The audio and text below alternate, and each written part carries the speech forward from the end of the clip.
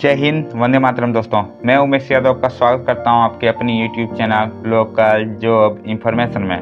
तो दोस्तों, आज हम लोग बात करने वाले हैं कि झारखंड पुलिस की ओर से एक वैकेंसी आई हुई है। ठीक है, तो उसी के बारे में आज हम लोग बात करेंगे। ठीक है, उससे पहले अगर आप हमारे चैनल पर नए हैं तो चैनल को सब्सक्राइब करें और वीडियो को लाइक करें।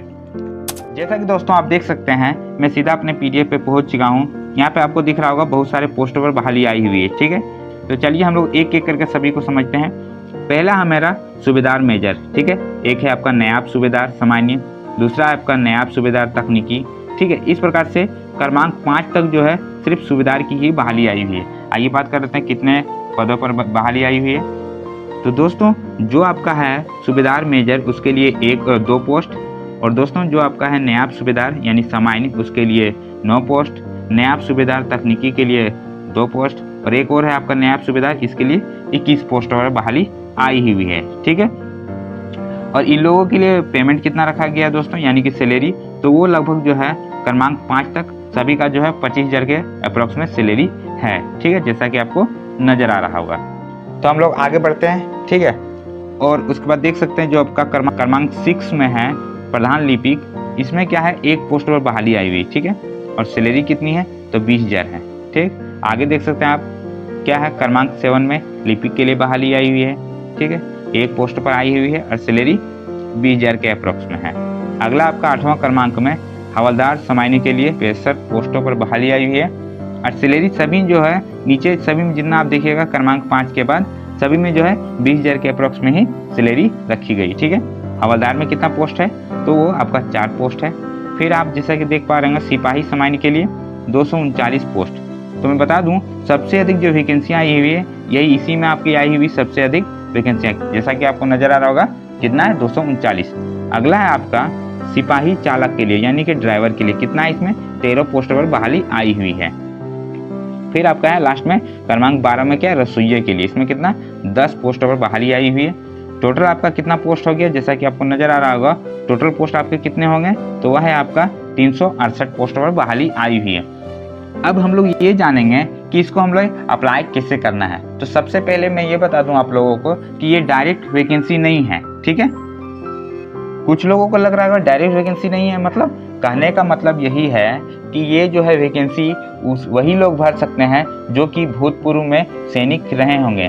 ठीक है, यानी कि कहीं पे काम किए होंगे, जैसा कि यहाँ लिखा हुआ भूतपूर्व सैनिक। ठीक है, ये जो है हालांकि मैं बता दूं ये जो निकाली गई है झारखंड पुलिस की तरफ से ही निकाली गई, लेकिन ओनली फॉर किसके लिए, भूतपूर्व सैनिक के लिए। ठीक है, जो पहले एक्स आर्मी वगैरह में काम किए होंगे। ठीक, इसमें जो है जैसा कि इसका फुल फॉर्म आप पढ़ सकते हैं, सेप का क्या लिखा हुआ स्पेशल ऑक्सिलरी पुलिस।